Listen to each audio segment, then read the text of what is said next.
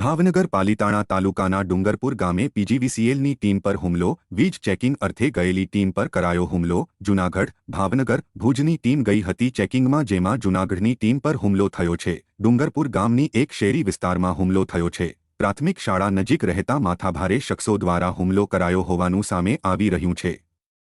હુમલો કરાતા પીજીવીસીએલના કર્મચારીઓ ઇજાગ્રસ્ત થયા છે.